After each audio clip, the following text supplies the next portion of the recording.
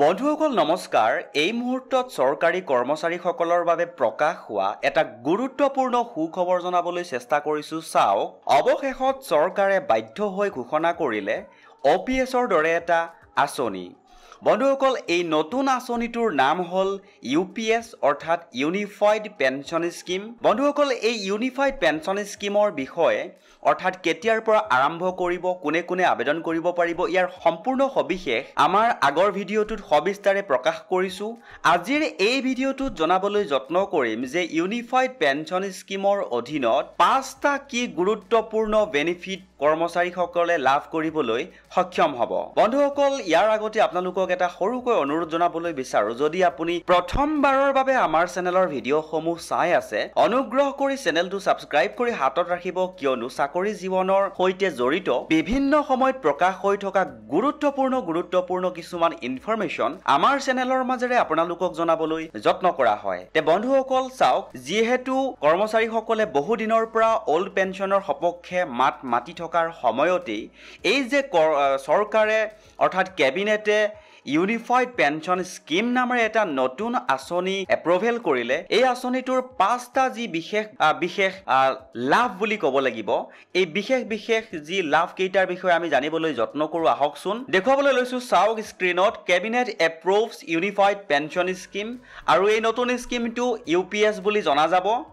আৰু এই স্কিমৰ পাঁচটা গুৰুত্বপূৰ্ণ যি ইনফৰমেশন হেয়া জনাবলৈ যত্ন কৰিছো চাওক আৰু ভিডিঅটো শেয়াৰ কৰি দিব আপোনালোকে এক নম্বৰতে দেখুৱাবলৈ লৈছো চাওক assured pension 50% of the average basic pay drawn over the last 12 months prior to superannuation for minimum qualifying 25 years service of 25 years this pay is to be proportionate for leisure service period up to a minimum of 10 years of service তে বন্ধুসকল চাওক যেটো প্ৰথম point সেই প্ৰথম পইণ্টটোৱে হৈছে এটা গুৰুত্বপূৰ্ণ পইণ্ট অৰ্থাৎ এজন কৰ্মচাৰীৰ ৰিটায়াৰমেন্টৰ বছৰৰ যি 12টা মাহৰ বেসিক পে হ'ব সেই বেসিক পেটো তেওঁ 50% পেনশন হিচাপে লাভ কৰিবলৈ সক্ষম হ'ব যদিহে তেওঁ চাকৰিটোত অতি কমেও 25টা বছৰ অতিবাহিত কৰে আৰু একেবাৰে কম হিচাপে যদি অতিবাহিত কৰে অৰ্থাৎ যদি মিনিমাম 10 বছৰ অতিবাহিত কৰে তাৰ বাবেও তেওঁলোকে এটা ব্যৱস্থা ৰাখিছে জনাবলৈ চেষ্টা কৰিছো চাওক 2 নম্বৰ পইণ্টটো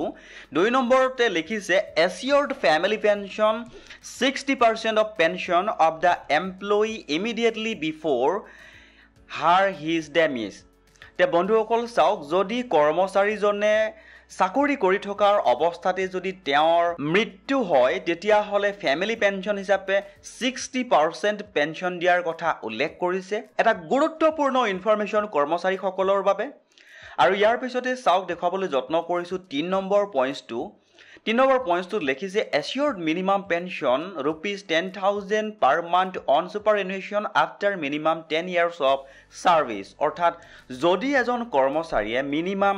10 বছৰ চাকৰি কৰে তেতিয়া হলে তেওঁ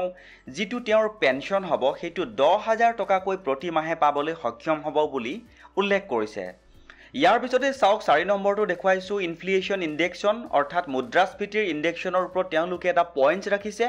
আৰু এই পইণ্টটো এটা গুৰুত্বপূৰ্ণ পইণ্ট বুলি বিবেচিত হৈছে দেখুৱাবলৈ লৈছো চাওক on assured pension on assured family pension and assured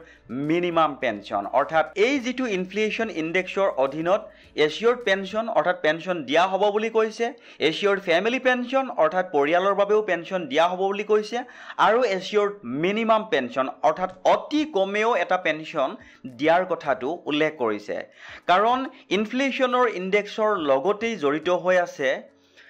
আন এটা গুৰুত্বপূৰ্ণ বিষয় সেইটো হল ডিয়াৰনেছ এলাউন্স অৰ্থাৎ DA কৰ্মচাৰীসকলৰ ডিয়াৰনেছ এলাউন্স ক্যালকুলেশন কৰে অল ইন্ডিয়া কনজুমাৰ প্ৰাইচৰ ইনডেক্সৰ হিচাপ মতে গতিকে ইনফ্লেশনৰ ইনডেক্সনৰ কথাটো আহি গল তেতিয়াই লক্ষ্য কৰিব যে ডিয়াৰনেছ এলাউন্সৰ কথাটাও নিশ্চয় ইয়াৰ পিছে অহাৰ এটা সম্ভাৱনা নথকা নহয় কাৰণ ইয়াতে উল্লেখ কৰিছে তেওঁলোকে দেখুৱাবলৈ যত্ন কৰিছো চাওক dearness relief based on all India consumer price index for industrial workers as in case of service employees তে বন্ধুসকল 5 নম্বৰ পইণ্টটো দেখুৱাবলৈ যত্ন কৰিছো চাওক lump sum payment of a superannuation in addition to gratuity এটা গুৰুত্বপূৰ্ণ শব্দ কৰ্মচাৰীসকলৰ বাবে কাৰণ গ্ৰেচুইটিটো শেষ মুহূৰ্তত তেওঁলোকে লাভ কৰিবলৈ সক্ষম হয় আৰু ইয়াতো এই গ্ৰেচুইটিৰ শব্দটো সোমাইছে গতিকে সেইটো এটা গুৰুত্বপূৰ্ণ খবৰ বুলিয়ে ক'ব লাগিব আৰু ইয়াতে লিখিছে তেওঁলোকে 1/10 of pay plus DA as on the date of superannuation for every complicated 6 months of this payment will not reduce the quantum assured pension. তে বন্ধুসকল চাওক তেওঁলোকে ডিএৰ এটা কথাও উল্লেখ কৰিছে ডিয়াৰনেছ এলাউন্স এটাৰ কথাও উল্লেখ কৰিছে গ্ৰেচুইটিৰ কথাও উল্লেখ কৰিছে মিনিমাম 10,000 10 বছৰ কৰা কজনৰ কাৰণেও উল্লেখ কৰিছে গতিকে পাঁচটা গুৰুত্বপূৰ্ণ বিষয় বাছি আপোনালোকক আজিৰ এই ভিডিঅ'টোৰ জৰিয়তে জনাবলৈ যত্ন কৰিলো আৰু যদি ইনফৰমেশ্যনটো ভাল লাগিছে তেনেহলে এবাৰ আপোনজনৰ সৈতে শ্বেয়াৰ কৰিবলৈ নাপাহৰিব আৰু চেনেলটো সাবস্ক্ৰাইব কৰি হাতত ৰাখিব বুলি আশা ৰাখিলো